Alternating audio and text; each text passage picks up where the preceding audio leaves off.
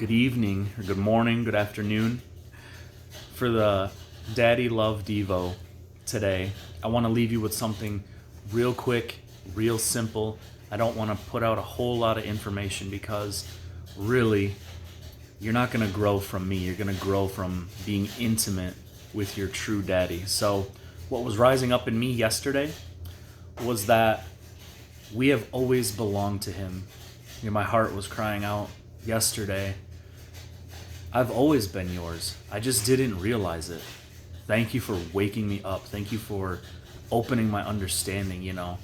We've always been his. And I just want to read you two verses from the mirror. It's 2 Timothy 1, verse 9 and 10. And it says, He rescued the integrity of our original design and revealed that we have always been his own from the beginning, even before time began. This has nothing to do with anything we did to qualify or disqualify ourselves. We're not talking religious good works or karma here. Jesus unveils grace to be the internal intent of God. This was always his plan. We have never had a different spot in his heart other than we are his and he is ours. That's that union that we're starting to recognize as sons and daughters. Grace celebrates our pre-creation innocence and now declares our redeemed union with God in Christ Jesus. Verse 10 says, everything that grace pointed to is now realized in Jesus Christ and brought into clear view through the gospel. That's the clear gospel. Jesus is what grace reveals. He took death out of the equation and he redefines life. This is good news indeed. So,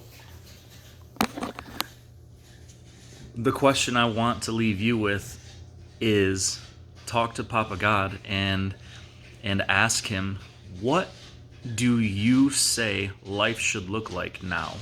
I know we've had a whole lot of definitions and ideas about what our life should look like even now that we've accepted Christ, but what does our life look like now that we are united with Christ? Pre-creation innocence. I don't want to load you with a whole bunch of information because your transformation is going to come from being alone with him. Jean Goyan says, it does no good to continuously masticate or chew a lot of food if you don't swallow it. So there's a time for chewing information, taking in new information, and then there's a time to rest and let it sink in. And your body knows what to do with it automatically.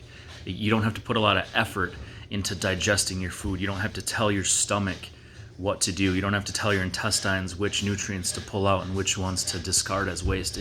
It's automatically in there. And I believe very strongly that our soul and our spirit know how to do stuff without us being conscious of it. And Papa God is obviously in the mix of that. So I want to leave you with that.